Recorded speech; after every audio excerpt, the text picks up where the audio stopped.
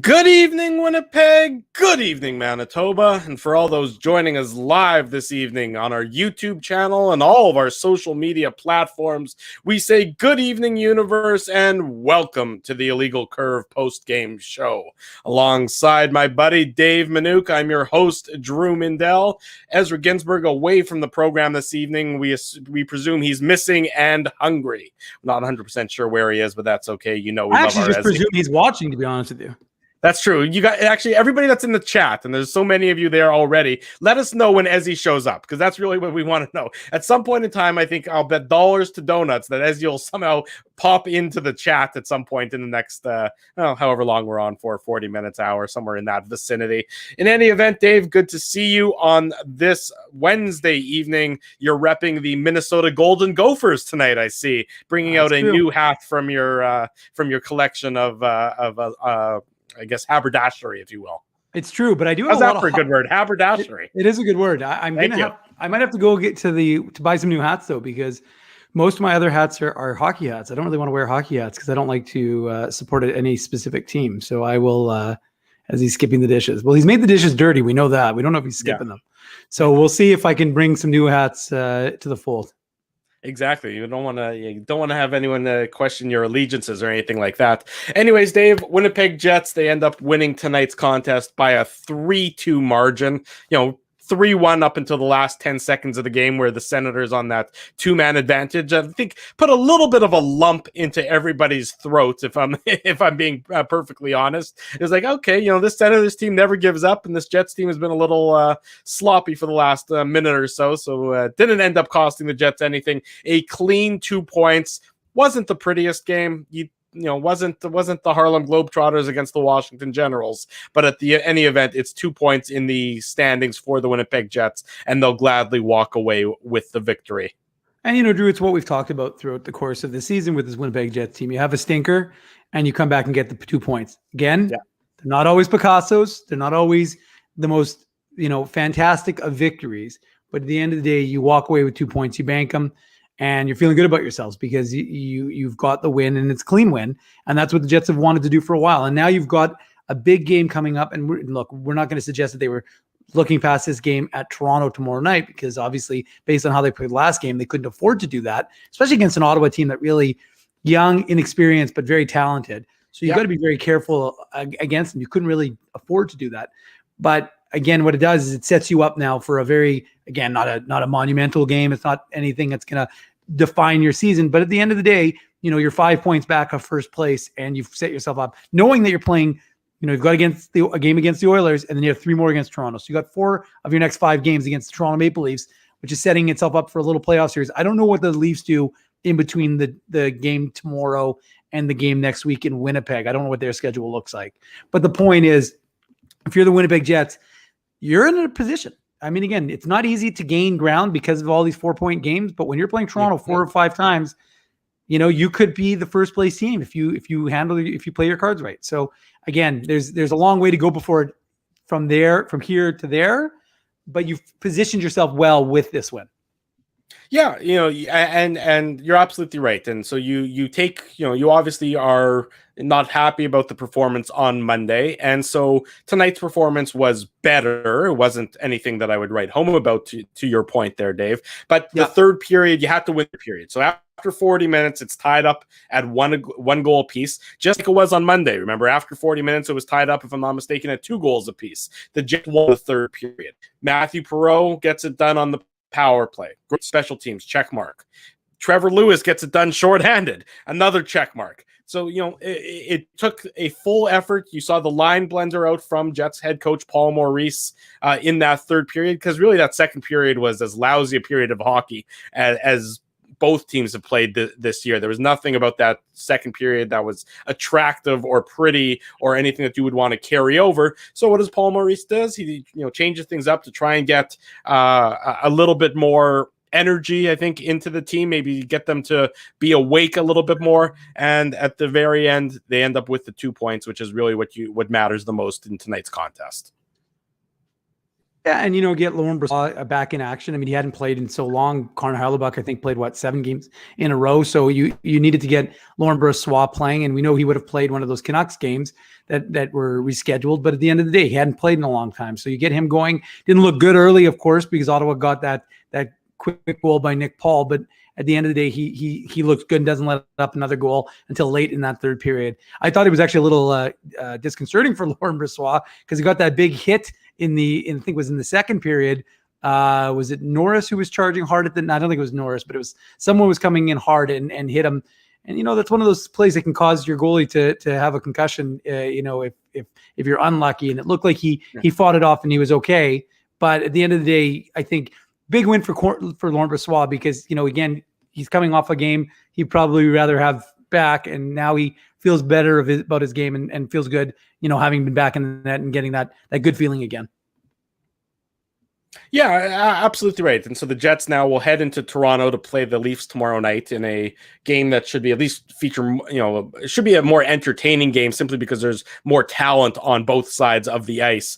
And that's, not to take anything away from Ottawa, but we know where their strengths are and where they're lacking. And the Jets and the Leafs right now are 1-2 in the North Division. So you would think that, if you're going to, that should lead to a better effort. That should lead to, a little more focused than I think we've seen tonight, and certainly more focused than we saw on Monday night. And remember, after tonight's game, so now that we're done with the Senators, the Jets are done with the Senators, they have Toronto and Edmonton for the next 7 games.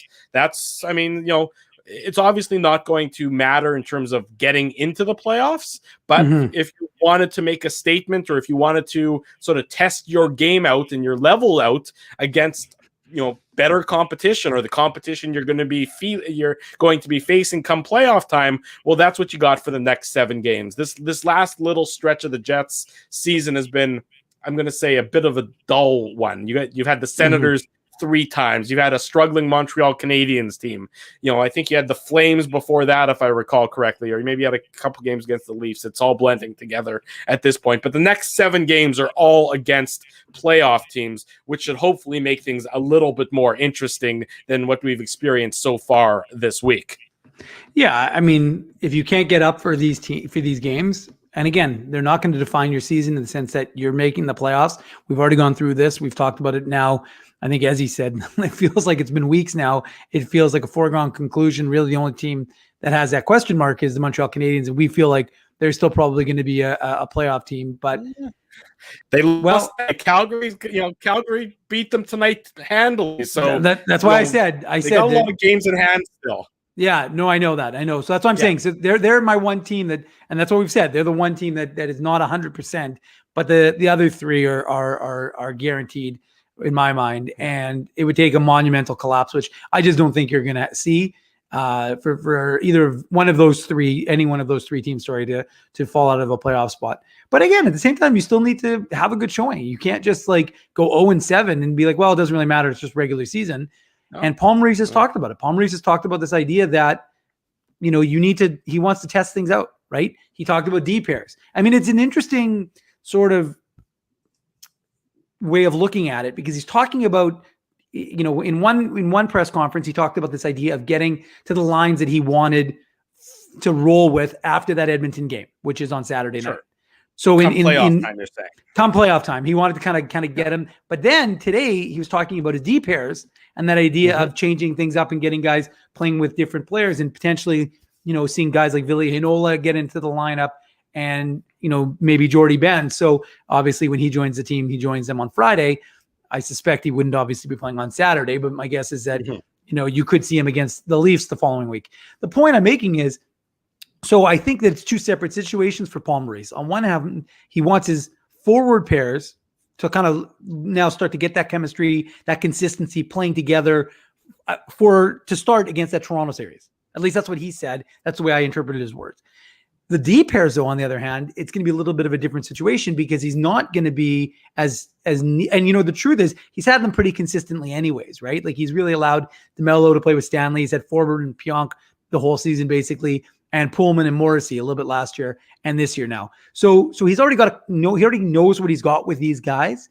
he can afford to play around. He can afford to put a Heinola in somewhere on that left side. He can put a Ben in on a, Jamie Ben, Jordy. Sorry, I'm going to make that mistake quite a bit this year. Jamie Ben. yeah. I think I'm going to make that mistake a lot. Although I called him Joyride Ben when I wrote the post for legalcurve.com. So who knows? But I think when he can play either side, right? So you'll maybe get him in to see what he can do and what sort of his veteran leadership. Josh Morrissey talked about it today. He's got over 500 games played in the NHL. So to me, it'll be very interesting because whereas we normally think a team wants everybody functioning and everybody rolling and everybody kind of working towards it, because Paul Stastny talked about it. You can't just turn it on and off. You can't just say, okay, well now as a playoff, playoffs are in 2 games, we got to get going. But it's interesting to me because from a forward perspective, that appears to be what he's working towards in that first Toronto game. Is that on Thursday or Wednesday? Wednesday. Next Wednesday. Yeah, it's Wednesday. They have the Edmonton game, then they have 3 days, and then the Leafs. So you've got that Toronto game on Wednesday, a week tonight. That to me is when you should expect, obviously, if everybody's healthy, which is the big question mark. But if everybody's healthy, that would be when you see the Jets forward lines, in my mind, based on what Paul Maurice has said, looking the way he wants them to look for a stretch. And then the D pairs, again, will be a little bit different. It would be my estimation. That's what I think you can expect to see. Yeah, it's and you saw him juggle the forward lines tonight for that third period, so it'll be interesting to see how he decides to start them come tomorrow night in Toronto. It'll be interesting to see if maybe he thinks tomorrow night is an opportunity to get Ville Heinola back into the game. Play a Toronto team that isn't overwhelmingly physical typically. Maybe they got a little more physicality now that Nick Foligno is going to eventually be in their lineup. Obviously not yet, as he's, serving the quarantine after the trade deadline. But, you wonder, what, he talked about Heinola. Cheveldayoff talked about Heinola. So, where there's smoke, you would think there might be some fire. So the question is, if and when they decide to give Heinola an opportunity to get back in the lineup. The problem from my perspective is I don't think there's any purpose in just bringing him back for 1 game. I would probably want to keep him in there for 2 games or 3 games or a stretch of time where you get to see sort of what you have, because a one-off, I don't know what it's going to prove to you. That this is a guy who's knocking on the door of being an NHL defenseman.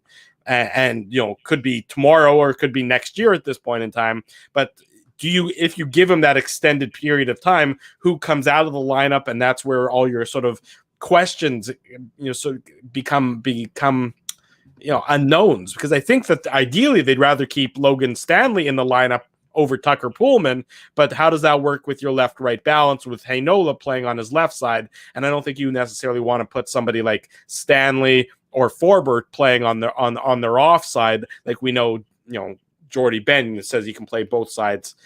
He's got comfort in that level.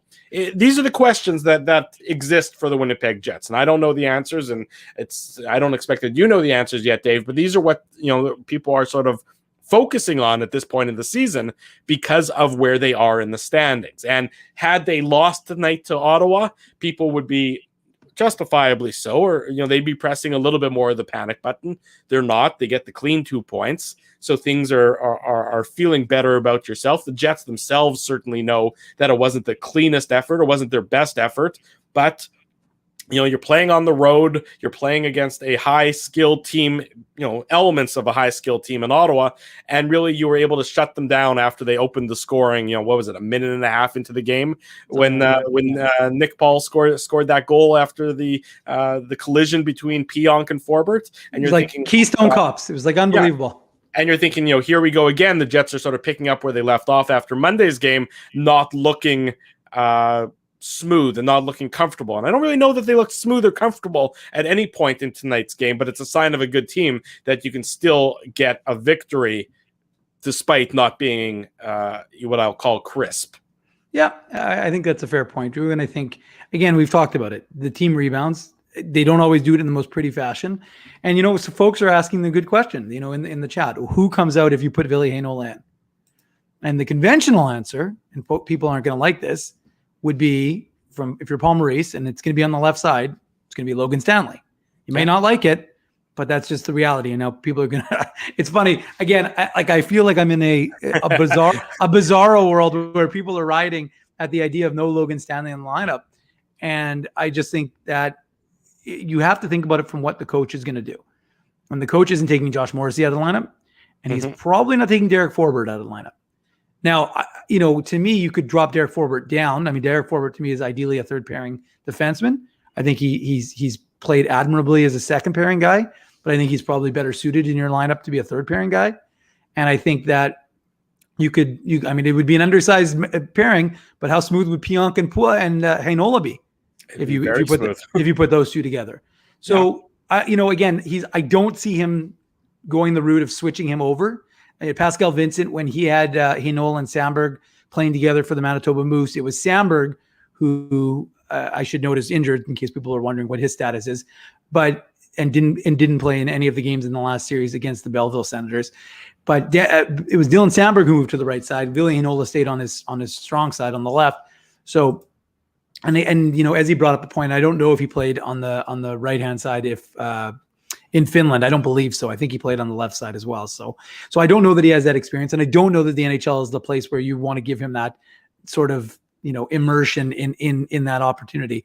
So again, he's not taking out Derek Forbort if people want Logan Stanley to stay in the lineup. I just don't. Again, you have to think about who the coach is, not what you think is the ideal lineup. It's what is the coach going to do? What has he shown has been his propensity in the past, and that would be to take out a player like Logan Stanley in favor of Ville Heinola if he's going to put him in. And again, he might not, but I just think, like, if you're taking someone out, I'm not saying Stanley deserves to come out, but sometimes guys don't deserve to come out of the lineup and they still do, right? Jansen Harkins came out of the lineup, didn't deserve to. It wasn't that his play dictated that he deserved to come out of the lineup, but when Nate Thompson was healthy, he came out. Now this would be a health factor, of course, but again, I'm just trying to be like, people can say you just have to be practical. You have to be pragmatic. You have to realize what is this coaching staff going to do? Okay, well, so Rick just reading one of the comments. Rick is saying that Heinola played on his offside in Finland. So I mean, again, there you go. That's a reality. Again, so it's a lot to ask of a really young player that to step into the lineup and play on his offside at this point in the season. I just don't know what I'd be surprised if that was the decision that was made at this point in the year. Not to say that it isn't possible, or not to say that he can't come in and play his left side for a few games and maybe try it on the right side. But boy, it would be, it'd be something that, for a kid, because he's really still a kid, at least, compared to me, everybody's a kid, who hasn't played really hockey in a game in close to a month, give or take, since he got 13th. Called up from the Moose. 13th was his last game. Well, there you go. So it's over a month now. Over a month, yeah. So you're going to call him up and you're going to put him on his right side to play in his first, NHL game since, what was that, game 2 in Ottawa, or game, way back at the beginning of the year. That would be a lot to ask. I just don't know that sets him up to succeed. And that's why I would be questioned if that was what was to happen, with regard to Ville Heinola. Obviously, time will tell on that front, and it's certainly possible we never see him. I mean, Paul Maurice's job is to win games. Kevin Cheveldayoff, might be encouraging him to get Heinola into the lineup, but ultimately it's the coach who's responsible for dressing the lineup and choosing the lineup that's going to play on a game-by-game basis. In any event, the Jets victors tonight by that 3-2 margin over the Ottawa Senators. We say good evening to everybody who's just joining us. Welcome. You're watching the Illegal Curve post-game show. You're also listening to it if you're downloading this via the podcast later on. While you're here, so nice to see so many of you. First and foremost, ring the bell, hit the subscribe button, give us a thumbs up, give us some likes. Nice to see you. Looks like we got close to 300 people in here. We want to see 300 likes. If you have a friend, if you have some family members, go call them up. Tell them that they need to jump on the chat and jump in the room and give us some likes as well. That's all we ask you people. Keep the chat friendly, keep the chat clean, and give us some likes. That's your job, and our job is to provide you with this analysis that we provide you each and every night following Winnipeg Jets games. Yeah, and the only thing I would say is, oftentimes on YouTube, a lot of people will watch these shows, but they don't necessarily aren't all subscribers. So Yes. as Drew just said, please hit that subscribe button and definitely hit that like button, because that gets the message out and lets other people know that there's a popular post game show after these Winnipeg Jets games that you can come join. And again, like I said, we love it because we love to see the interactivity with people here in the chat. Oh, exactly. Mark Mifley just liked it, so it was nice. Exactly. Be more like Shark Mifley, everybody, and try and be sure to like and subscribe and all that good jazz. So, David, what do you think the Jets? What do you think Paul Maurice does with the forward group for tomorrow's game against the Toronto Maple Leafs? Does he go back to what he had for the first two periods of tonight's game, or does he start to run with that the new look or the line juggle that we saw there for the third period that featured Paul Stastny with Ehlers and Kopp, and Scheifele up the middle with Connor and Dubois? Yeah, I mean, I'm inclined to think he's maybe going to try that one out. And again, like I said, I think he's in as he comes on only after 200 likes. I think that was probably is Willie Q as he's pseudonym. That's the question. So I think I would see him do that because they had some. I mean, obviously they had the success on the special teams, so it wasn't as if the line somehow turned things around. But they seemed to have a little more jump in the third period than they had in the first, couple at least. So to me, I could see him rolling with that and allowing those guys to kind of get some, a little, again, form a little chemistry, because he said he doesn't need, this is the whole point, right? We were talked about it earlier. This is the idea of experimentation and seeing what you've got. And again, you're missing Blake Wheeler. That's not a minor thing when you're missing one of your top six wingers. So I think that's a factor, of course. But I think from Paul Maurice's, and you got to think, like, you've gone, you've played 4 games on the road right now, and you've won 3 of 4 without your captain. So that's a good thing, of course. Again, that's one of the things you have to factor in, right? That you're missing a player who plays a key role. The power play, I thought both of them, both power play units, I didn't think looked particularly good today.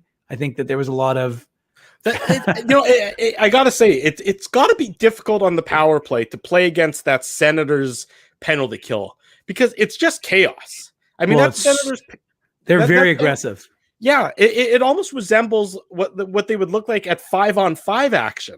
I mean, they're just so hard on the puck carrier that he has to be so quick with his decision making that I understand why it's such a change for the Winnipeg Jets or for any team that plays the Senators, because normally you're used to playing you set up in the zone or you gain the zone and you gain possession and you set up and you're working it around and you're looking for the seam passes, and everyone knows what a traditional power play and penalty kill sort of look like. But that Senators penalty kill is just absolute chaos, that it's so bizarre. You don't see a team, you see some aggressive teams, but you don't see teams that are almost aggressive to the point of recklessness that I think the Ottawa Senators power play usually is. Yeah, I mean, and again, they were aggressive. They didn't allow the Jets the time to set up, and that to me was key, right? Because the Jets really, that's where they're kind of bread and butter, is when they have that time and space. And generally, when you have the man advantage, you're afforded that opportunity. Ottawa didn't give them that chance, and credit to them. They obviously were prepared for what the Jets were going to do, and they knew that the Jets are just too dangerous to allow. So you could call it chaos, but I really do think it was disruptive in an intentional fashion to really not allow the Jets to have that opportunity, given what they've been capable of doing. Like, they have a top 5 power play in the league, and both the units. No, I was just saying, both units are getting it done. Now, like I said, tonight I thought both units looked sloppy. I didn't think they were particularly crisp. So again, you get rewarded eventually, but like, I just think it was one of those situations where first period, like I thought to myself, like, what is this right now? And then the first power play unit came out, and I thought, okay, well, you'll have, and they're giving up odd man rushes. And I think to myself, like, this looks like last game where, what did they have, a 3-on-1 to end the period? And they got lucky because they got bailed out because the time expired as the buzzer sounded on that first period. So, I mean, again, it wasn't a particularly crispy first for either of them. No. And, again, part of that, but I think, again, part of that was the disruptive nature of the Senators PK. They're aggressive. And again, like, they did what they needed to do to really get in the Jets' face and not allow them to set up. And like I said, that's just good coaching. You got to give credit where credit is due. But to the Jets' credit. They did, of course, end up, scoring the game-winning goal. I guess it didn't end up being the game-winning goal. It was the 2-1 goal, the Matthew Perreault goal on the power play, where, eventually they were able to, stick with it. And Matthew Perreault, is just having this tremendous, season. A guy that I honestly thought the Jets could have been a buyout candidate, towards the end of last year, with his performance, that I thought maybe the Jets are better off buying him out with the 1 year left on his contract. But where would this Jets team be without Matthew Perreault right now? They would certainly be not. He's been huge for this team, and he gets the goal to make it 2-1. Then the Senators get a power play opportunity, and Trevor Lewis just, outskates Thomas Chabot. Chabot is sort of flat-footed, and Lewis has still got some speed. And he comes in and he's able to, to pick up the loose puck and beat Matt Murray shorthanded. And that's the 3-1 goal. And that ends up being the game-winning goal for this Jets team. So really, not a lot of what the Jets did tonight was pretty. But you could sort of see the game. Everybody was fighting the puck a little bit. Early on, you got the Keystone Cops moment that you called it. And, the Senators capitalized. But the Jets stuck with it. And they knew that it was sort of going to be a bit of an ugly game, and that was going to be how they had to succeed. And they did when they didn't succeed in the same sort of opportunity on Monday night. And that's why it was an important victory for this Winnipeg Jets team to, get some good vibes, not let 2 losses in a row to an Ottawa team that you expect to beat, things like that. Certainly a positive for the Jets overall tonight. Yeah, and I just think that there's things that you have to tighten up, because you can't play.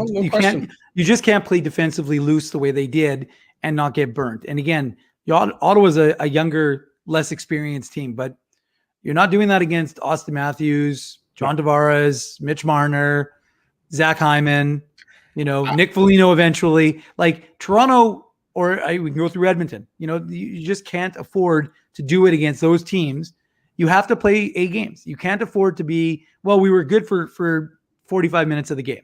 Well, that's good, but that's good enough to not win you playoff series.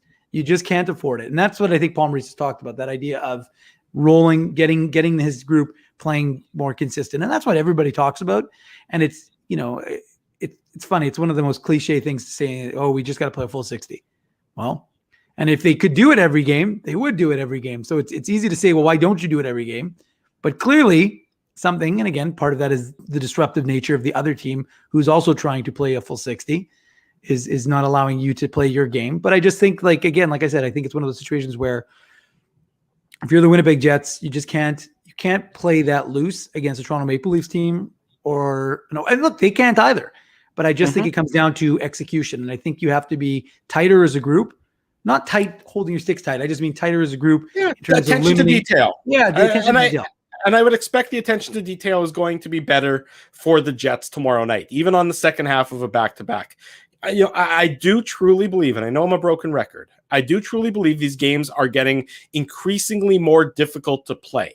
Not necessarily because of who your opponent is, just because you're sick and tired of playing the same teams night after night after night. I mean, the Jets for the last 4 games, how many times have they played Montreal in the last, month? It seems like they played Montreal every second game. Yeah. They've seen Montreal so often. They see Ottawa so often. I do think that this is really going to be a tough, hard grind from here on out. That's why I expect, after the next 7 games against the Leafs and the Oilers, I would be surprised if any of the, if the Jets are, more than a game above 500 or more than a game below 500. I just think that these games are going to be such a grind for everybody to play that, the Oilers know where they are in the standings. And, sure, I guess it maybe matters to the Oilers to finish second over third, in the North Division, but I don't think it's going to be a huge difference.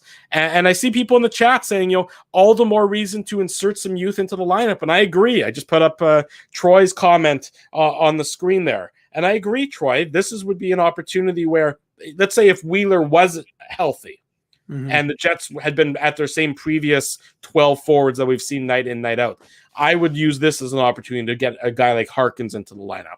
Or, like we talked about earlier, Heinola. This is an opportunity to get Heinola into the lineup just because almost the energy and the excitement that these guys would bring to your lineup would sort of make the grind a little bit easier. It would make the doldrums a little bit easier to get through. And so that's why I think that it's more than these aren't just hockey games in terms of the on ice performance. There does need to be a little bit of motivation and psychology going on in the dressing room to really get these guys up on a night in, night out basis, from here on out till the end of the regular season. Well, I mean, and Drew, the other thing you have to factor in is, to your point, is that Heinola hasn't played a hockey game in a month. Yeah. So what value is he going to have? There's another, 3.5 weeks for the season? Maybe almost a month, I guess, with the rescheduled games against the Canucks. The 11th. The 11th is the last game of May. So realistically, you've got almost a month of the season. Well, are you going to, you have an injury and suddenly Ville Heinola, who hasn't played for the Moose and hasn't played for the Jets, you're going to suddenly throw him into the lineup? Like that's kind of the point. And we've talked about it, and Paul Maurice has been asked. And again, we're not head coaches in the NHL. We thought it would make a lot of sense to give some guys some time, them that ability to rest. Now, I will give them credit. They haven't been on the ice very much when they haven't needed to be. They gave them optional. They gave an optional today instead of having a morning skate. It was an optional. They weren't on the ice yesterday. And my point is that he's doing. He is giving this team rest and recovery time. So that idea of the way we looked at the taxi squad as an opportunity to inject some energy into the lineup, it may not be as necessary because he's giving these guys that time to rest and recover. So again, and I think he deserves credit for that, because I think this is a totally unique situation. It's not one we've ever seen before, ever, obviously, in the NHL. Well, at least in the last 100 years. But the point is that I think the truth is that they've done a good job in terms of managing the energy and the players' ability to heal and rest and recover in between games. So they haven't needed that as much. But again, it doesn't really matter, because I still think, and I've been one of the biggest proponents of it, I hate the wasting guys as insurance, right? Like Ville Heinola, if he's not playing, just missed out on playing 4 games for the Manitoba Moose. And I get it. Like the Manitoba Moose, I hate to say this because I cover them more than almost anybody else in the world, but are irrelevant because it's really, they're there to be a feeder team to the Jets. But so it's not really what's good for the Moose. But again, like to me, it's what's good for Ville Heinola.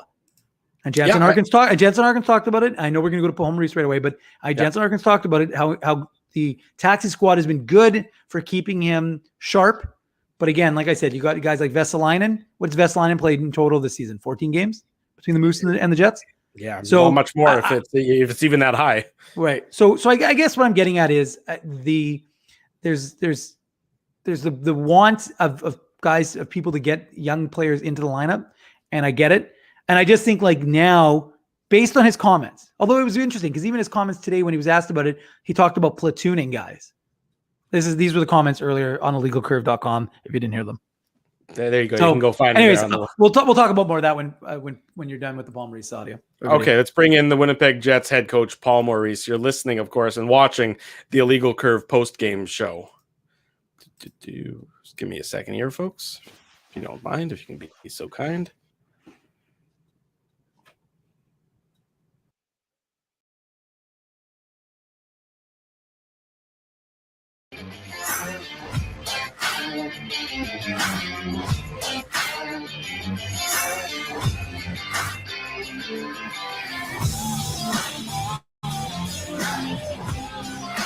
We'll get things started with go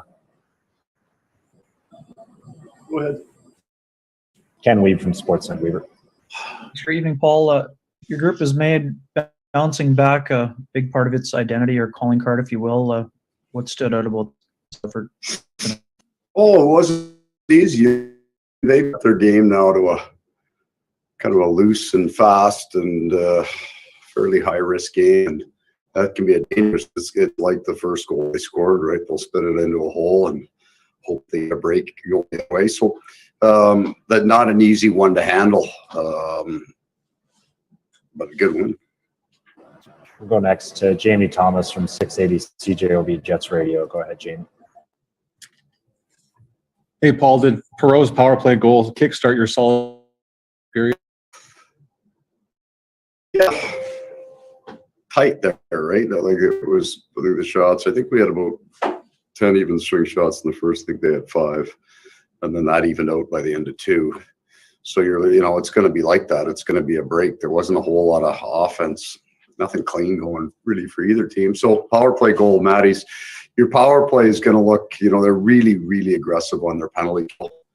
So your power play is going to look very poor until you score, right? It's just going to be they're going to run and be really, really aggressive, and then you'll get a break. You'll get Maddie will come off the wall and have a lane and beat the goalie. So big goal for us there, and then the shorthanded goal as well. I think our penalty was really strong tonight, has been for a while. So those were the difference makers. LB's play, special teams. Go next to Sean Reynolds from Sportsnet. Coach Sean. Thanks, Gregor. Hey, Paul.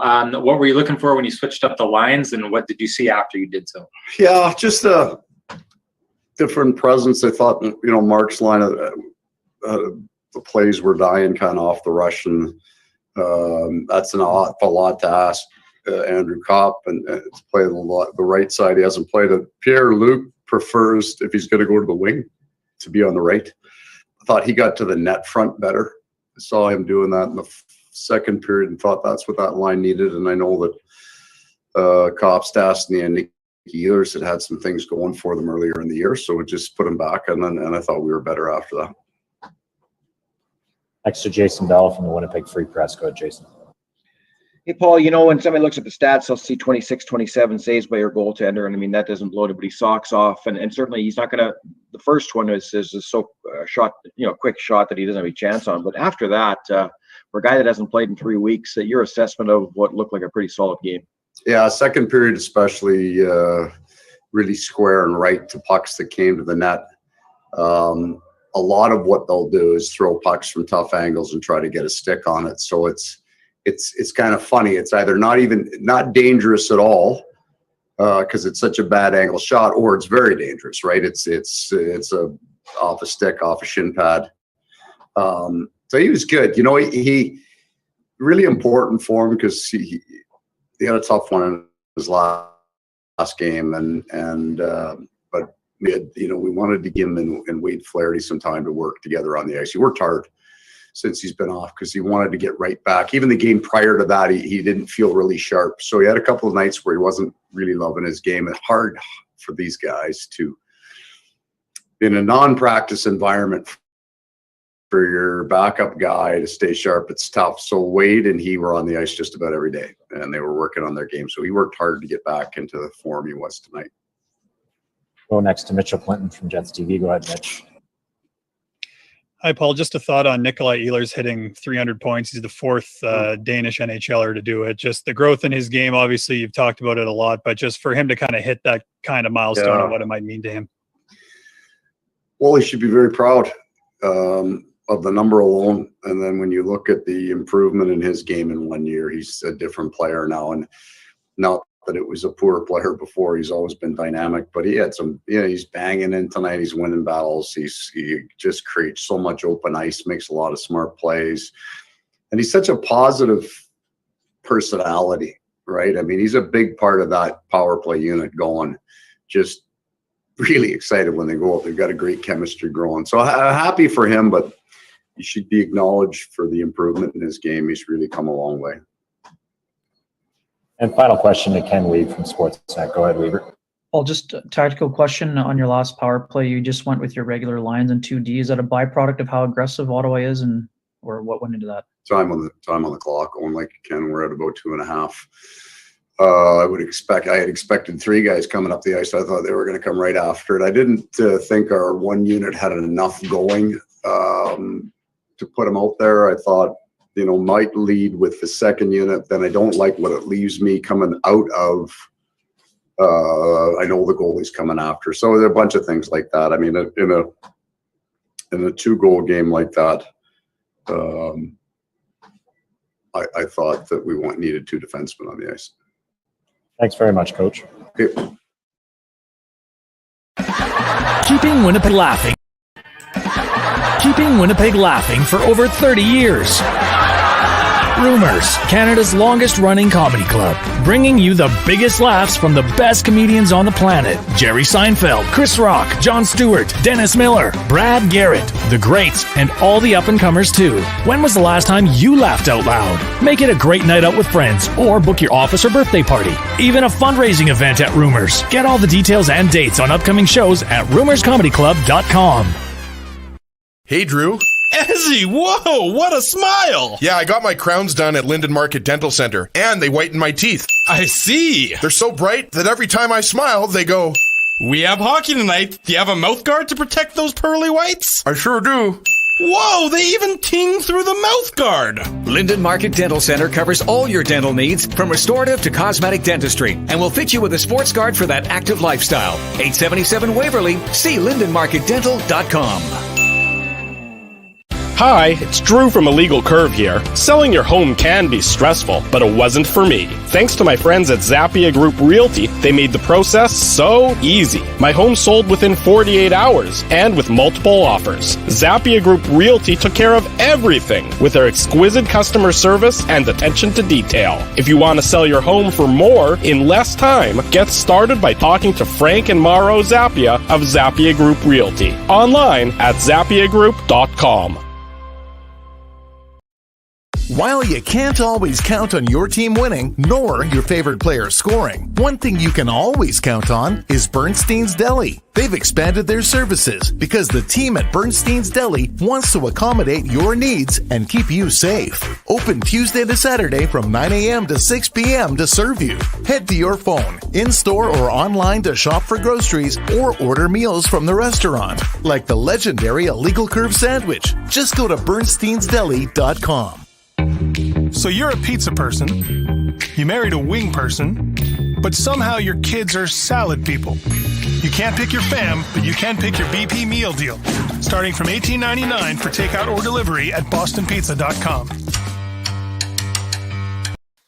We're back on the Illegal Curve post-game show. Drew Mandel, Dave Manouk with you. So nice to see so many of you on this Wednesday evening. Reminder, we'll be right back at it tomorrow night after the Jets and the Leafs. The top two teams in the North Division do battle. It should hopefully be an entertaining contest. The Illegal Curve post-game show starts right at when the final buzzer goes, probably around 8:30, 8:35, give or take a couple minutes around there. We'll see you guys then that tomorrow night. So remember, reminder, subscribe to our YouTube channel, get alerted each and every time we go live with the Illegal Curve Hockey Show or the Illegal Curve post-game show. That was Jets head coach Paul Maurice. Not a lot of interesting things coming from his post-game comments tonight, but no real surprise. It wasn't a very interesting game. Wasn't a very interesting post-game commentary from the coach either. But, you know, when the team wins and there's not much excitement about it, that's sort of to be expected, I would say, Dave Manouk. Yeah, no, I mean, what are they going to ask him about? That game was a fairly nothing game. Yeah. I mean, you know, you're going to ask about lineup changes. You're not going to ask about it now because he's not going to say anything anyway. So the reality is, I believe he said, I mean, they're not going to be on the ice tomorrow, so we won't really get any sort of indication guys might be on the ice. But the problem with COVID is the fact that you don't see this sort of thing anymore now. You don't really get a report. Toronto's a little different because there's Toronto media usually they're paying attention to. I agree, Jeff. Everybody smash that like button while you're in the room.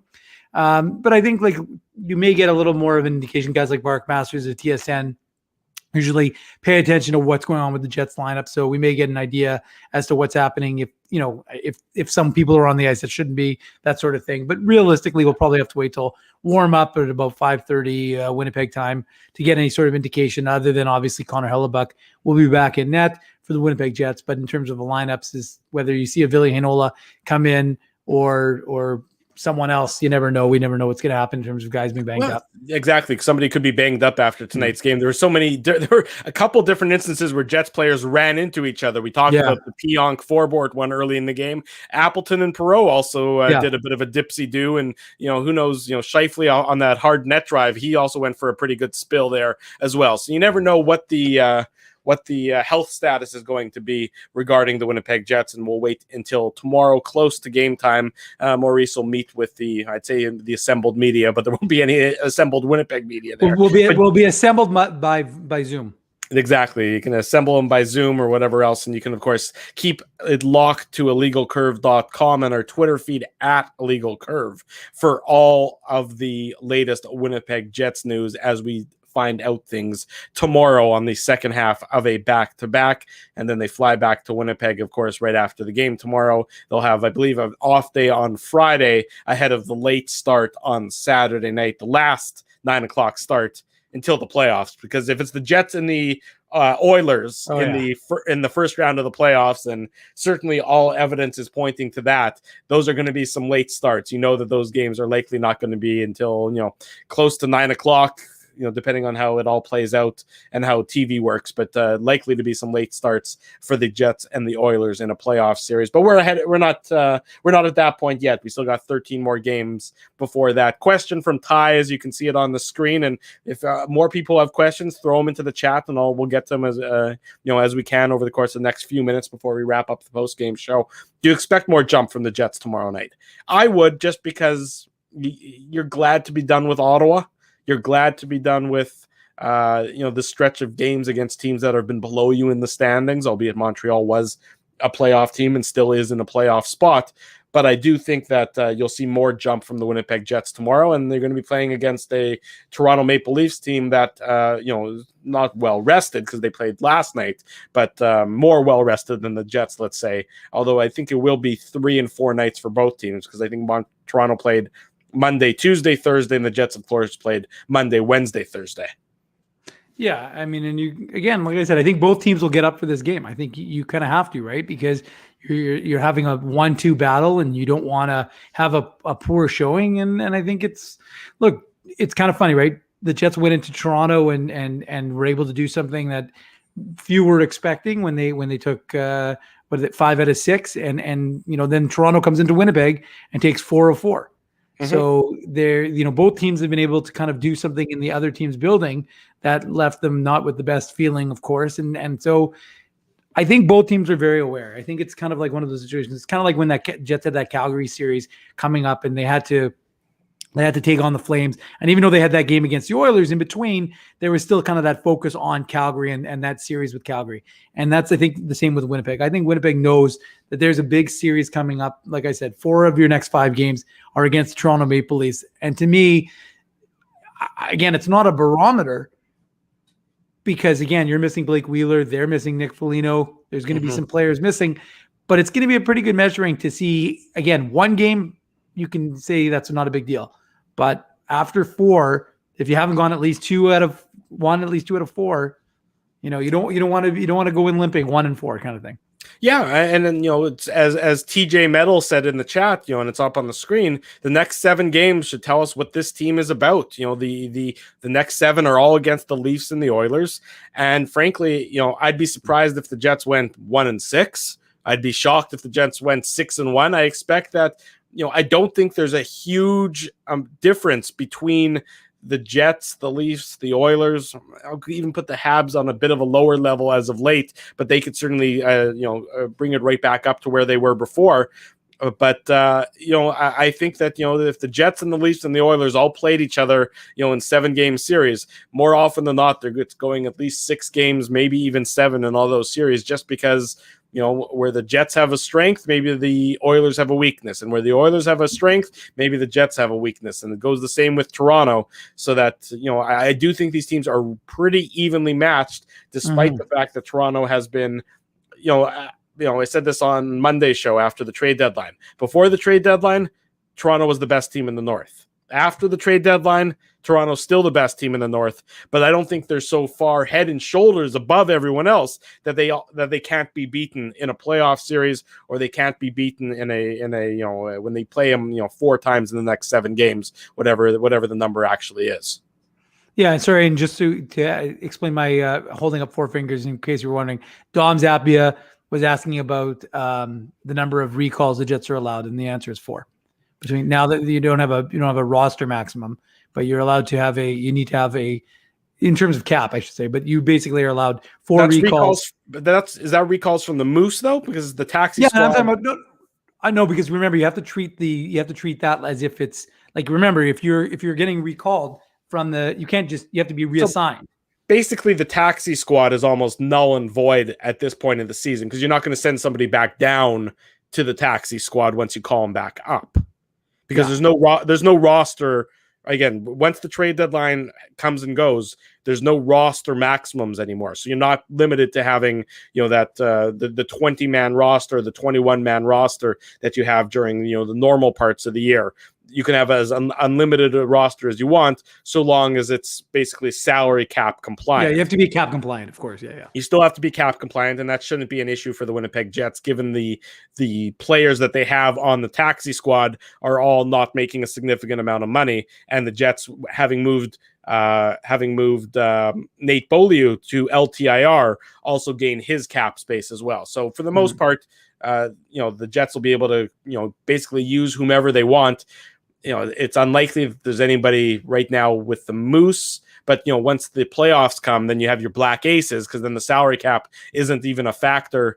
Come playoff time, you'll see a guy like David Gustafson, you'll see a guy like Dylan Sandberg probably be part of the Jets Black Aces, come playoff time. But again, still got 13 games before that, so we're probably getting cart a little bit before the horse when it comes to that.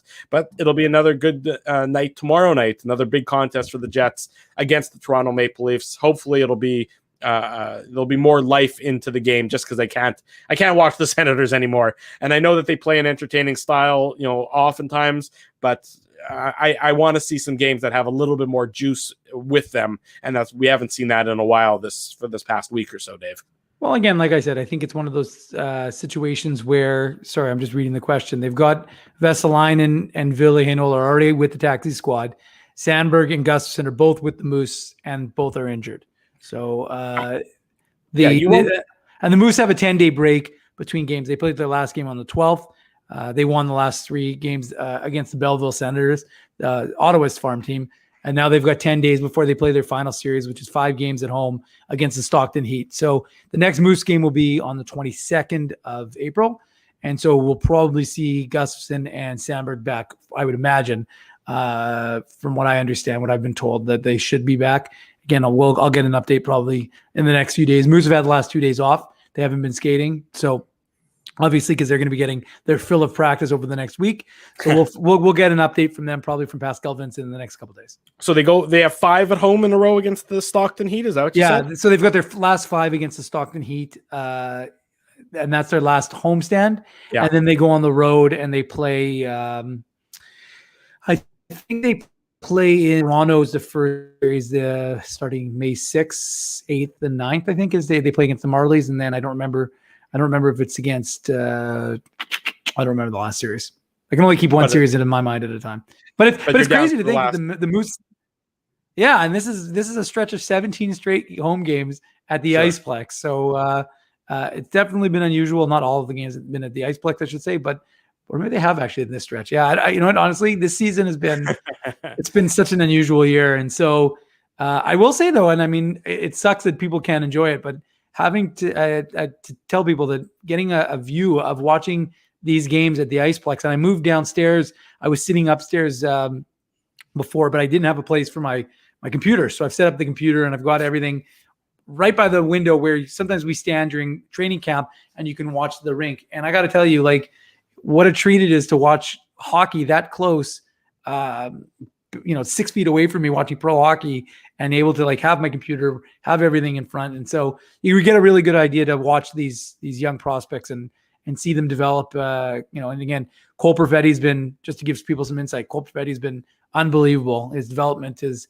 I asked him after the last Moose game on Monday, and I was funny because I was saying to one of the Moose guys, I said, the problem for the Moose is, all these games are falling on Jets day, same days as the Jets. So people aren't necessarily paying attention to what's happening with this Moose team and what they were able to do last week, just because, there's been so much focus on the Winnipeg Jets. But Cole Perfetti's been really good. He had 3 straight multi-point games, first time in his career, first 3-point game, his last one, first multi-goal game.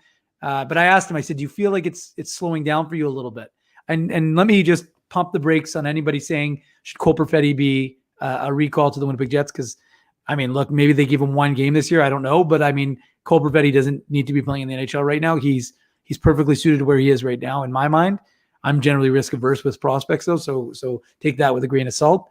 But again, like I asked him, I said, do you feel that the game is slowing down for you a little bit? And he said, this isn't a 19-year-old league, but I'm starting to learn. I'm starting to, it is starting to slow down for him. And you can see it. A lot of his points were coming on the power play. Now he's getting some more regular 5-on-5 goals and assists, which is important, of course, because you don't want to just be a specialist on the special teams. But again, the young players are developing and they're getting their opportunities. Other one I want to point out, Johnny Kovacevic, 2017 third-round pick, played 38 minutes 2 games ago, played 30 probably plus minutes. That's a good one. Last game. So, and he's looked really good. He's a right shot defenseman. So he's one of these guys who, again, people hear the Heinola, they hear Sandberg, there's other Declan Chisholm's another one I should mention, Leon Gavanke. There's a lot of good young defensive prospects that are in the Jet system right now. And you're going to be hearing them more and more over the next few years. Let's leave it there. Dave gave his comprehensive Moose update, and I see on my second screen that our buddies Kenny and Rennie have started the post game show. So that's usually a good sign for us to call it a night. We appreciate everybody joining us in the chat who've joined us for the post game show. While you're here, if you haven't yet, hit the thumbs up, ring the bell, subscribe, get alerted each and every time we go live with the Illegal Curve post game show or the Illegal Curve hockey show. Want to give a big thank you to our sponsors, Rumors Restaurant and Comedy Club, Linden Market Dental Center, Bernstein's Deli, Zappia Group Realty, and of course, Boston Pizza. Support them because they support Illegal Curve Hockey. We'll be back tomorrow night after the Jets and the Leafs, right around 8:30, 8:35, give or take, when the final buzzer goes. Be sure to join us back here on our YouTube channel and all of our social media platforms. For my buddy Dave Minuk, if you find Ezra Ginsburg in a snowbank somewhere, send him home, please, folks. We'd like them. He's supposed to join us again. That's happened tomorrow. Before. It has happened. Dave, in fact, found him, if I'm not mistaken. We can tell that story maybe on Saturday. Anyways, for Dave Minuk, I'm your host, Drew Mandel. Thanks for watching. Until tomorrow night, right around 8:30 or so, we wish you good night and good luck.